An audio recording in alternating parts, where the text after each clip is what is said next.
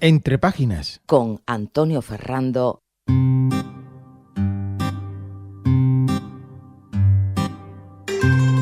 Hola, lectoras y lectores. Bienvenidas y bienvenidos a este programa de Radio Puerto dedicado a los libros Entre páginas.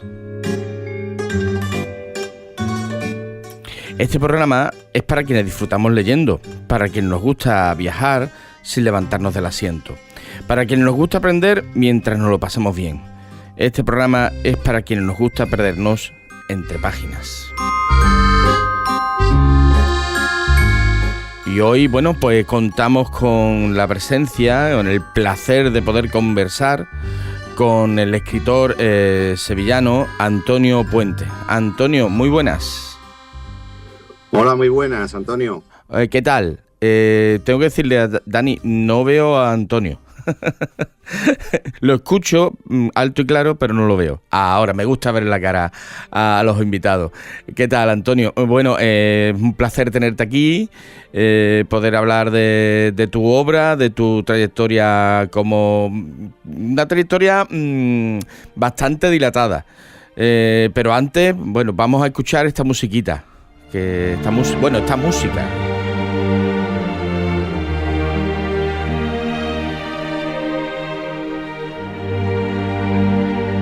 Cuando entre Antonios nos estábamos conversando para preparar este programa, Antonio facilitó algunas canciones en una playlist.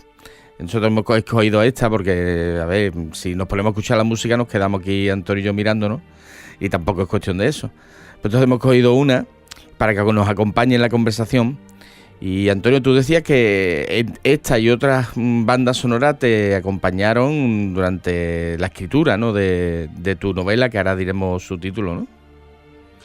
Sí, la verdad es que, me sirvieron mucho para sumergirme en la época que yo pensaba retratar, y sobre todo para aislarme de lo que me rodeaba. Ten en cuenta que yo escribo esta novela en una época muy difícil para todos, ¿no?, que fue durante la pandemia. Fíjate. Entonces, claro, teníamos en casa pues a la niña asistiendo a clases por internet, a mi mujer también teletrabajando. Era muy difícil aislarse, ¿no? Entonces yo opté por eso, por buscar música que me remitiera un poco a ese siglo XVII que trato de retratar en la novela.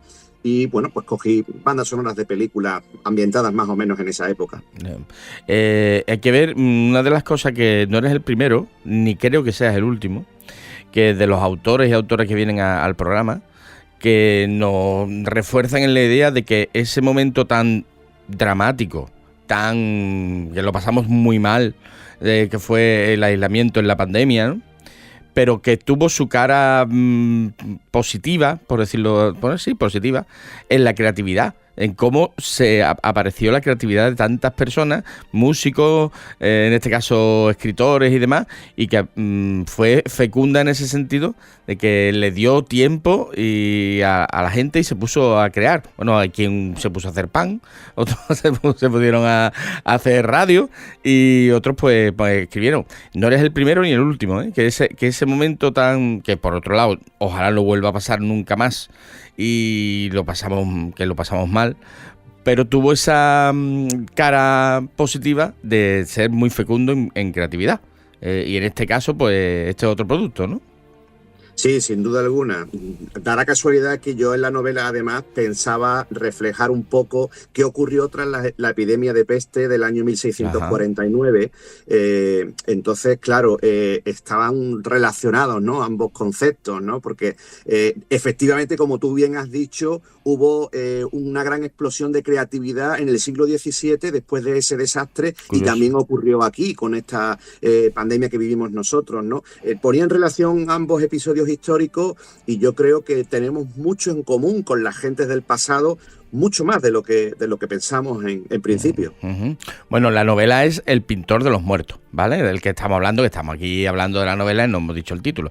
El pintor de los muertos, que va a centrar buena parte de esta conversación que estamos teniendo con con Antonio Puente, pero como somos gente, aunque no lo parezcamos, gente educada, entonces lo que vamos a hacer es, lo primero que todo, es decirle a nuestros escuchantes quién eres, quién es Antonio Puente y por qué lo hemos traído aquí, ¿no? Bueno, pues Antonio Puente Mayor es sevillano, pero no solamente sevillano, es que Antonio es trianero, que eso imprime carácter, ¿no, Antonio? Eso es algo, un sello que uno lleva ahí pues ya para toda la vida. Hombre, yo lo llevo a gala, la verdad, haber nacido en Triana, que como tú bien sabes, está en la historia. Bueno, claro. A modo de curiosidad, aparecía en los mapas de los Reyes Católicos como una entidad independiente de Sevilla. Durante mucho tiempo aparecía Sevilla, claro, y aparecía en paralelo Triana como un lugar eminente, ¿no? De artistas, de navegantes, de gente de todo tipo. De flamencos también. O sea que hablamos de época de creatividad y un lugar de mucha creatividad también, como es el barrio de Triana en Sevilla. Bueno, pues cursó estudios de filología hispánica y de literatura española y empezó a desempeñarse como colaborador en medios de comunicación, escritos como el Diario de Sevilla, el Correo de Andalucía, la revista Crío, y desde 2015 colabora en la cadena COPE. O sea que aquí Antonio sabe lo que es la radio, o sea, conoce el medio. Además, Antonio es dramaturgo. Es dramaturgo, actor y director de escena, y fue fundador de la compañía de teatro Artágora en 1996, donde formó parte del comité organizador del Festival de Teatro Clásico de Sevilla entre 2002 y 2003, y ejerció como director de la Escuela Municipal de Teatro de Burguillo hasta el 2010. Y actualmente es director artístico de la compañía teatral Mairami de Alcalá del Río. O sea, a ti el teatro, el veneno del teatro te mordió y, bueno, tú eres teatrero. Sí, sí, sin duda. Soy hombre de teatro, como se suele decir en la profesión, aunque en este caso yo lo ejerzo un poco de manera amateur, ¿no? Desde hace ya unos años que abandoné un poco esa compañía universitaria con la que estuve recorriendo parte de España, ¿no? Junto a mi mujer, junto a un grupo de amigos, pero ahora sí, ahora me dedico pues sobre todo a dar clases, a seguir intentando inculcarle el teatro pues a gente joven, a gente en realidad de todas las edades, porque en el mundo del teatro no existe la edad, ¿sabes? Antonio, eso es una cosa tan bonita que, como tú bien dices, cuando se te mete el veneno, pues siempre quieres ser partícipe de ello. Sí, además estamos hablando de creatividad, y si hay un mundo creativo en todas sus vertientes, es el teatro, porque el teatro no es solamente el actor, sino es el autor, incluso la gente que hace la escenografía, la gente que hace los trajes, todo, la creatividad sale a borbotones en el mundo del teatro. Vamos, yo creo que es el arte más creativo de todo, porque además es colectivo. Sí. Entonces, al ser colectivo se reúne muchísima creatividad por todas las personas que participan. Pero bueno, además de colaborador de medios de comunicación y de teatrero, a mí me gusta mucho la palabra teatrero, ¿eh? Me encanta, es una palabra muy bonita. Lo tenemos aquí, Antonio, como escritor. Y como escritor, hombre, si nos ponemos a decir todo lo que ha escrito Antonio, necesitamos 3 programas de entre páginas, ¿eh? Así que vamos un poquito al grano. Entonces, como escritor ha publicado hasta la fecha más de 30 obras de diversos géneros: infantil, juvenil, poesía, ensayos, literatura de viaje y novela. Su libro Nazareno de Caramelo fue uno de los finalistas del Premio Nacional de Literatura Infantil y Juvenil en 2012.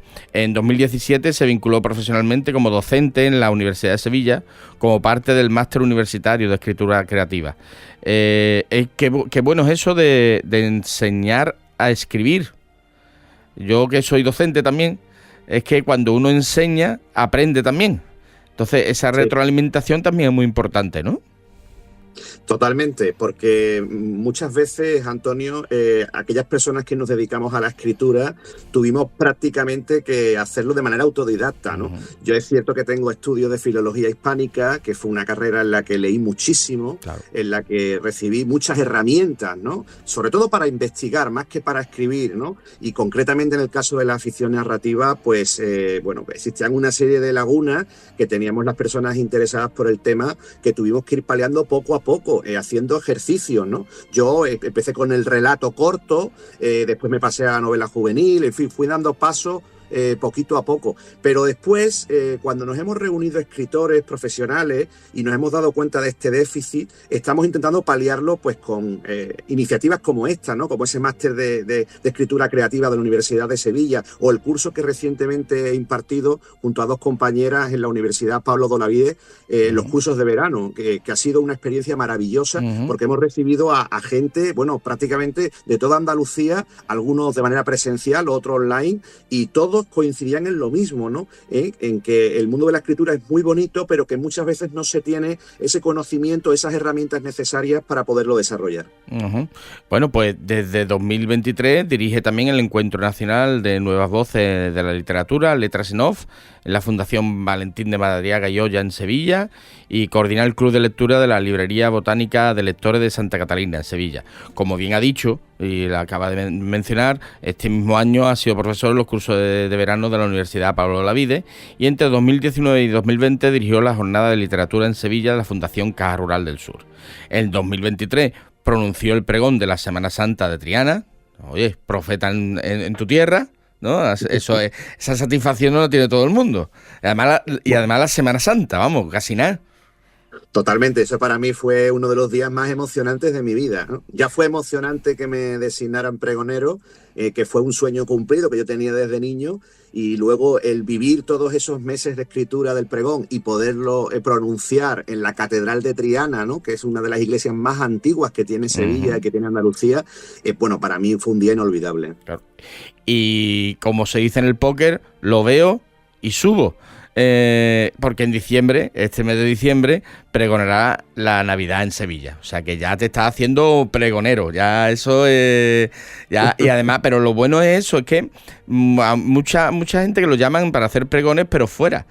Pero y además hacerlo en una ciudad como Sevilla, eso es un meritazo, eso es como se dice en Cádiz, eso es un bastinazo. Totalmente. Vamos, eso es una alegría, es un galardón que hay que llevar con mucho orgullo. Bueno, vamos a ver, Antonio, empezamos ya la conversación, y en este programa tenemos 2 preguntas que son fijas, que le hacemos a todos los autores cuando vienen la primera vez, ¿vale?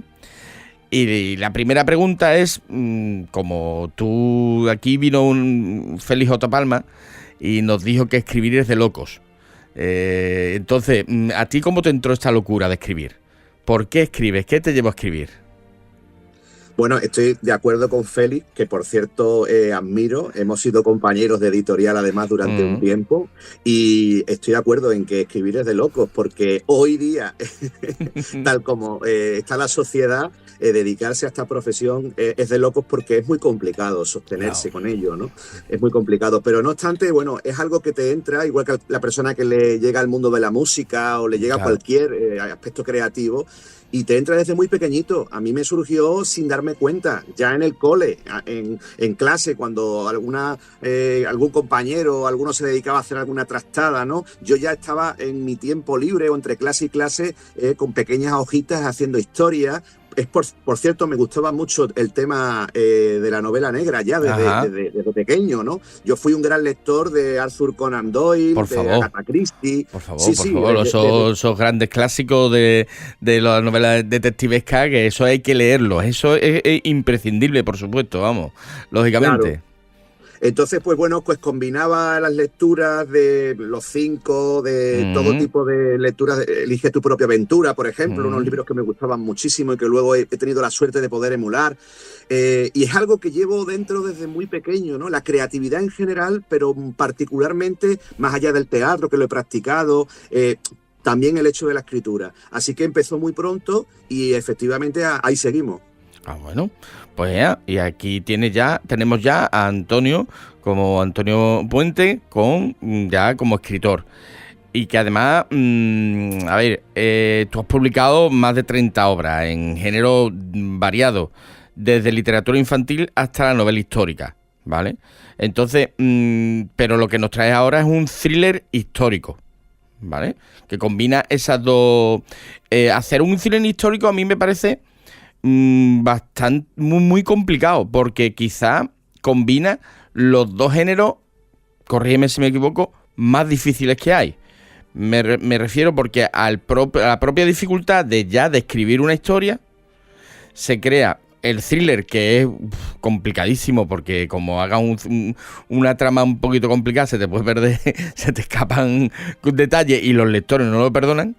Y la novela histórica, donde hay un suplemento de trabajo, que es la documentación, que es la recopilación de información. Entonces ya el thriller histórico es el sumum de la dificultad. No sé si tú tienes esa misma percepción.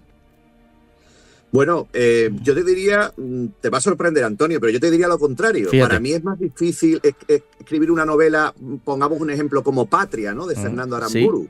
Sí. Una novela ambientada en esta época, con problemas y conflictos que todavía tocan muy de cerca a la gente, con heridas abiertas. Heridas abiertas, claro. Claro, me parece muchísimo más complicado. Yo hago un ejercicio de viajar en el tiempo, evidentemente de inmersión.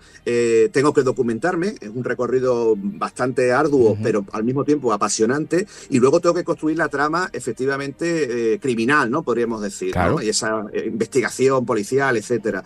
Pero insisto, para mí es mucho más difícil hablar de los problemas reales que afectan a la gente hoy día. Quizás por eso las novelas que tengo publicadas son todas thriller históricos. Y bueno, a mí desde siempre me ha gustado muchísimo la historia, me ha gustado mucho también recrear pues la vida de personajes que nos suenan, que están ciertamente en un pedestal, pero que nos gusta descubrir un poco su lado humano, ¿no? Y entonces podríamos decir que El pintor de los muertos es el punto y seguido, vamos a llamarlo así, sí, a un viaje que yo inicié con otro personaje histórico como es Gustavo Adolfo Bécquer. Después continuó con Santa Teresa de Jesús.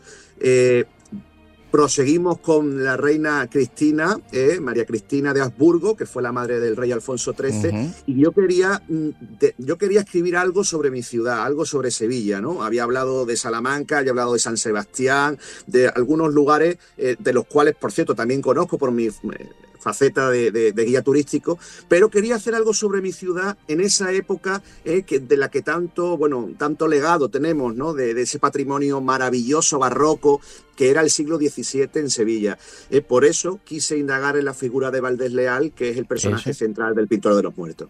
Claro, en este caso estamos hablando del Pintor de los Muertos, que está ambientada en la Sevilla del siglo XVII, esa Sevilla que era un emporio mundial, era quizá la ciudad más importante de Europa en estos momentos, y si no la más, una de las, de seguro una de las que más, que se recupera de un desastre, como tú ya has adelantado, que es una epidemia, y sobre todo nos encontramos con el pintor Valdés Leal, que como si no lo saben, quizás las obras más conocidas de este pintor están en el Hospital de la Caridad. Yo siempre recuerdo Initu Oculi, que yo cuando fui la primera vez a Sevilla, que me llevaron en el colegio, me llevaron al Hospital de la Caridad, y a mí esa obra me impactó y me sigue impactando, la tengo ahí grabada a fuego. Si no han estado en el Hospital de la Caridad en Sevilla, pecado mortal, vamos, esto hay que verlo, ¿vale? Sevilla es más que la Giralda y la Torre del Oro, hay mucho más, y entre otras cosas es el Hospital de la Caridad.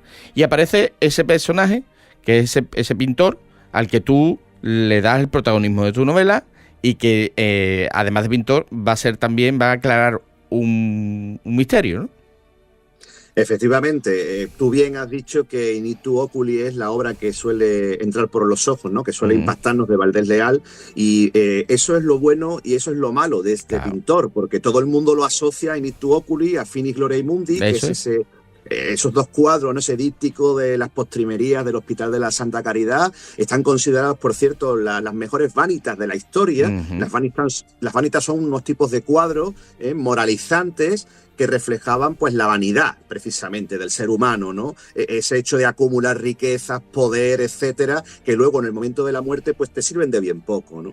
Así que es podríamos decir, una metáfora de lo que estábamos viviendo en la pandemia, por ese momento en el que, bueno, pues estuvimos rodeados de malas noticias, de gente fallecida, y cómo la vida se nos iba en un suspiro, Initu Oculi, precisamente, ¿no? En un abrir y cerrar de ojos, que la frase que proviene de la epístola de San Pablo y que yo intento reflejar en la novela.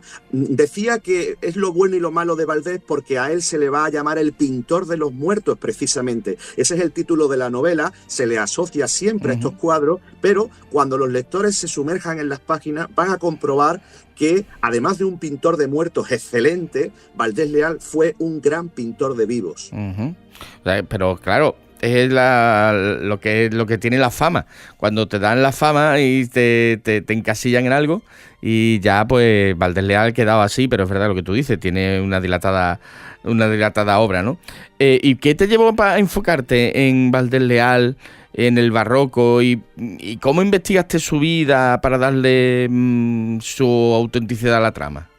Tuviste que trabajar mucho, ¿no? Leal, sí, bueno, yo llego como tú. Yo llego porque a mí me habían llevado al Hospital de la Caridad siendo un niño, ¿no? Y me impactaron aquellos cuadros, me fascinaron. Además hay otro personaje ligado a la vida de Valdés Leal, que es de hecho el impulsor del Hospital de la Caridad, es el que le encarga esos cuadros, que es Miguel Mañara. Y yo conozco otro personaje. Claro, yo lo conozco muy pronto, puesto que llevo muchos años, como bien has dicho, en el mundo del teatro. He representado como actor y en los últimos tiempos como director Don Juan Tenorio. Ajá. Y claro, la figura de Don Juan siempre se ha ligado, erróneamente, pero se ha ligado a Miguel Mañara. Entonces eran unos personajes que siempre me rondaban por la cabeza, ¿no? Desde hacía muchísimo tiempo. Y quizás el hecho que me motivó a escribir sobre ellos fue que en plena pandemia leí que en el año 22 se celebraba el centenario de Valdés Leal. Era un motivo, el 400 aniversario era un motivo más que importante, ¿no? Se iban a realizar una serie de factos y dije, este es el momento idóneo para poner en valor la obra de Valdés Leal y darlo a conocer. Así que me empapé de toda su vida, empecé a leer, empecé a construir el personaje. Un personaje, por cierto, muy difícil porque se sabe muy poco de Valdés Leal. Lo poquito que sabíamos lo recopiló José Gestoso, un señor que, por cierto, en Sevilla sabemos que tiene una calle, pero poco más. Los sevillanos no conocen a José Gestoso. Y yo pues tuve la suerte de poderlo leer, poderlo descubrir y a partir de ahí crear esa novela en torno a Valdés Leal. Bueno, y hablamos de ese Sic Transit Gloria Mundi, así de pasajera en la gloria mundana. Estamos hablando, pero a todo esto, la pandemia, un crimen y por medio algo que flotaba en el siglo XVII, que estaba presente y como una losa vigilante dentro de toda la sociedad, no solo en Sevilla, pero vamos, en Sevilla, al ser la ciudad más importante de España, se notaba más que ya estamos hablando de la Inquisición española, que está ahí por medio, en ese clima barroco de la Sevilla, con gran puerto de Indias en esta época. Todo esto crea un clima bastante muy que se presta mucho al thriller, que se presta mucho a ese clima opresivo, así muy, entiéndaseme, negro, y ahí es donde tú desarrollas la historia del pintor de los muertos. ¿Qué se puede contar de la novela sin destriparla? Que ahora se dice lo de spoiler, pero aquí tenemos un verbo estupendo que se llama destriparla. ¿Hasta dónde puedes leer? Como diría Mayra con Esquem. Pues mira, podemos contar que la trama comienza en Sevilla, en un palacio que tiene, bueno, mucha relación con Italia, porque es un palacio fundado por un genovés, por Pietro Bertorelli, un palacio que por cierto está inspirado en un lugar real de Sevilla que se puede visitar desde hace unos años, el Palacio Bucarelli. Yo quise que el lector pudiera recorrer todos estos lugares, hacer una ruta por la Sevilla de Valdés Leal, y efectivamente es un sitio, bueno, de hecho se considera uno de los edificios civiles más antiguos que hay en la ciudad, ¿no? Entonces ahí aparece un cadáver. Y a partir de ese momento tenemos a un acusado, a un sospechoso, que es nada más y nada menos que el discípulo de Valdés Leal, Manuel de Toledo, ¿no? Un personaje real. Yo he querido tratar en la novela personajes reales, mucho, hay una gran galería de personajes reales, combinándolos con otros que no son reales, pero están inspirados en personajes reales. Uno de ellos es, como he dicho, Pietro Bertorelli, inspirado en Luigi Bucarelli. A partir de ahí, bueno, pues tenemos una trama trama en la cual Valdés Leal, que es un pintor, como todo el mundo sabe, se va a ver implicado para intentar librar de esa pena máxima a su pupilo, y va a colaborar con la Inquisición en esa investigación criminal. Bueno, pues ahí tenemos, claro, es que cuando te estoy escuchando y veo tus dos facetas profesionales, es que es lógico que tú entraras por aquí. ¿Por qué? Porque tú eres escritor, pero además eres guía turístico. Entonces, claro, puesto ahí, como dirían en el símil futbolístico, me las has puesto votando. Entonces tú ahí combinas tus dos facetas profesionales en esta novela, porque claro, tú tienes esa formación como escritor, pero también tienes esa formación como guía turístico de una ciudad tan rica en todo tipo de historias, con H mayúscula y con H minúscula, como es la propia Sevilla. Entonces, claro, es que eso no vale, tú juegas con ventaja, Antonio, no, en ese sentido, ¿no? Bueno, en realidad juego con más ventaja aún, puesto que no solamente hago visitas en Sevilla, que las he hecho, de temática histórica, ¿no? He hecho la ruta de estos personajes que he mencionado, de Bécquer, de Santa Teresa, sino que además llevo más de 20 años haciendo de guía de circuitos turísticos por toda España, ¿no? Claro. Entonces, eso me permite tener una amplitud de miras bastante grande. Claro. Y por ponerte un ejemplo, Antonio, la Inquisición contrata a un señor que es un pesquisidor, que para que nos entiendan los oyentes, es el pesquisidor en el siglo XVII es el equivalente a un detective actual, ¿no? Pues este detective es Ginés de Castroviejo, que es un personaje que está basado en un personaje real de La Rioja, que es una tierra que yo conozco muy, muy bien, ¿eh? Llevo, como digo, más de 20 años yendo a La Rioja, recorriendo espacios, pues como Logroño, por ejemplo, donde fueron quemadas las famosas brujas de Zugarramurdi, ¿eh? Y también pueblos que han servido de plató de televisión, ¿sí? Como es el caso de Briones, Santo Domingo de la Calzada, Haro, etcétera. Esto es lo que permite que mis novelas tengan ese pozo de verosimilitud, ¿no? Porque tengo la suerte de poder recorrer esos escenarios reales en los cuales se basa la trama. Bueno, pues en definitiva, El pintor de los muertos podríamos decir que es una, aparte de una novela entretenida, como debe ser un thriller, una novela en la que se puede aprender, porque por eso es también un thriller histórico, pero además contiene, corrígeme si me equivoco, una cierta reflexión sobre la vida, la muerte, con Valdés Leal, y el arte, ¿no? Es así, ¿no?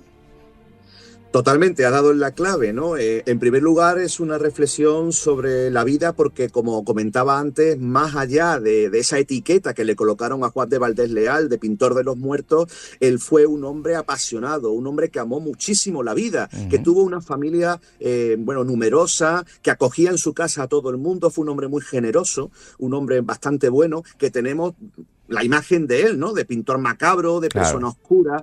También hay alguna leyenda negra sobre la figura de Valdés Leal en su enfrentamiento al gran personaje de la época, ¿no? A nivel plástico en Sevilla, que era Bartolomé Esteban Murillo, ¿no? Un gigante, un coloso del mundo del arte. Y claro, Valdés Leal fue un poco como la otra cara de la moneda, ¿no? Fue un poco la sombra de Murillo. Pero tengo que decir que ambos tuvieron una mejor relación de lo que la gente presupone. Colaboraron juntos, trabajaron juntos en el Hospital de la Caridad y fueron, yo creo que hoy día podríamos decir, jugadores de Champions League, ¿no? Porque junto a Bartolomé Simón de Pineda, junto a Pedro Roldán, uno de los grandes escultores de la historia, pues formaron un equipo realmente maravilloso que dio pie pues a todo ese patrimonio lujoso, barroco, ostentoso que tenemos en la ciudad de Sevilla y en otros muchos lugares de Andalucía. En otros lugares. Es que yo no sé qué nos gusta aquí en España, que nos gusta enfrentar a la gente. Y si no se estaban enfrentados, los enfrentamos nosotros. En fin, y crear bandos, ¿verdad? O tú eres de uno o eres de otro. Bueno, estamos ya en la recta final del programa y entonces vamos a las dos últimas preguntas, ¿vale? Las dos últimas preguntas. No sin antes recordar Antonio Puente, El Pintón de los Muertos, que es la novela a la que hemos estado conversando con él y de la que viene a hablar, y que creo recordar que dentro de poco en Cádiz vamos a hablar un poquito más con mayor detenimiento en algo que se está gestando por ahí. Me parece que se está gestando, yo creo que lo puedo decir ya, porque tú vas a participar en el Gaditano Noir, ¿no? Voy a participar en el Gaditano Noir, que lo digo abiertamente. Lo primero, que siento un gran orgullo de poder participar en la primera edición de un evento que me parece mágico, ¿no? Me parece maravilloso por la idea, por el título. Yo decía que solo por el título ya me parecía una genialidad y lo mantengo. Y luego por el lugar donde se va a celebrar este evento, ¿no? Que solo podrás decir tú mejor que yo, pero es un lugar histórico de Cádiz que para mí es toda una sorpresa y un privilegio poder estar allí. Yo no voy a decir nada más. ¿Por qué? Porque la semana que viene o la otra vienen los organizadores. Entonces, como vienen los organizadores del programa, yo te he utilizado a ti como de cebo, como se hace en la televisión, ¿no? Vamos cebando, vamos dando la información poquito a poco. Ya sabemos que Antonio estará. Este Antonio también va a estar. Pero dentro de un par de semanitas así vendrán los organizadores, vendrá Alberto Puyana, creo que también vendrá Daniel Lanza, y dedicaremos un programa íntegro a ese evento. Así que apunten y vayan apuntando, como se dice así popularmente, se vienen cositas muy interesantes. Bueno, volviendo a ti, Antonio, nuevos proyectos. Sé que tienes nueva novela. Háblanos un poquito de ello. Bueno, en realidad podríamos decir que es la novela de la historia, es la novela más importante de todos los tiempos, pero tengo que corregirte ligeramente porque no es exactamente una novela, es un ensayo histórico, pero que se puede leer como una novela porque es apasionante, ¿no? Vale. Que es la vida de Jesús de Nazaret.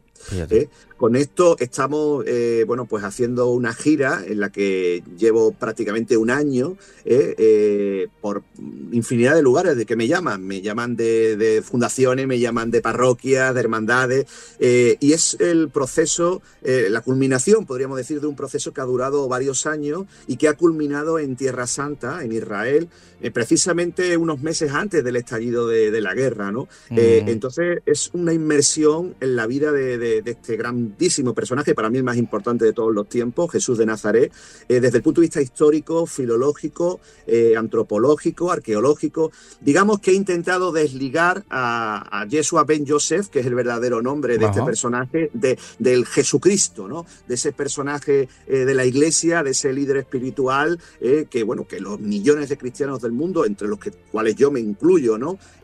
Adoramos, veneramos como el Hijo de Dios. Así que he hecho pues un ejercicio filológico fundamentalmente, que es la rama que yo he estudiado, y hemos hecho un libro que la verdad es que estamos muy contentos y que te voy a dar la primicia aquí hoy, de que acaba de sacar su segunda edición, ¿no? Ha sido un éxito abrumador y estamos ya con la segunda y a punto de comenzar esta promoción ahora a lo largo del otoño e invierno. Es que mucha gente no sabe lo complicado que es llegar a la segunda edición, ¿eh? Cuando se dice, la segunda edición, bueno, cuidado, ¿eh?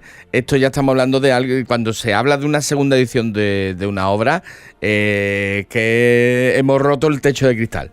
Así que enhorabuena, muchas felicidades por esa segunda edición, porque los que sabemos un poquito de esto sabemos lo mucho que cuesta, y a ver si llegamos a la tercera, porque ya uno ya quiere llegar a la tercera. Y ya ojalá, yo te lo deseo con todo mi corazón. Y la última pregunta, ahí ya me refiero ya no al Antonio escritor ni al Antonio dramaturgo, sino, como te supongo y tú lo has dicho, al Antonio lector.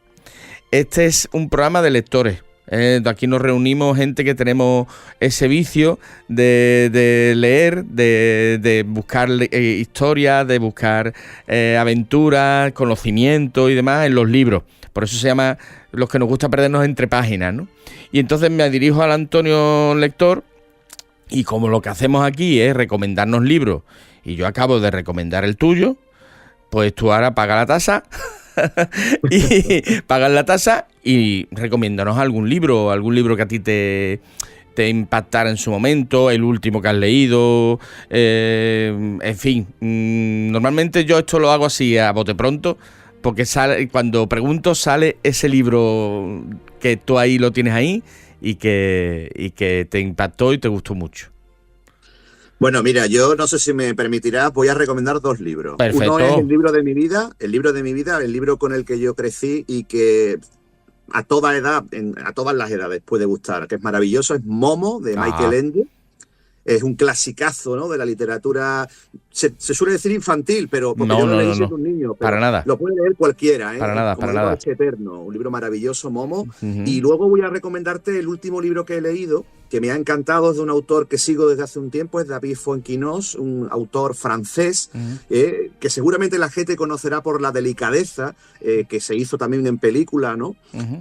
Y bueno, pues su última novela acaba de salir hace escasamente una semana y me ha encantado, me lo he bebido en 3 días. Ajá. Y se llama La vida feliz. Ajá, la vida feliz de David Fuenquinos, que vamos, que es una apuesta segura, pero Momo es jugar sobre seguro, vamos, es que Momo es de estos libros, mira, a mí se me ponen hasta los vellos de punta, porque son esos libros de que, hombre, si tienes la suerte de haberlos leído de joven, siendo chaval, como diría, yo creo que son libros que te dan una epifanía, ¿no? Que te muestran un mundo y a partir de ahí pues te abren las puertas de la literatura.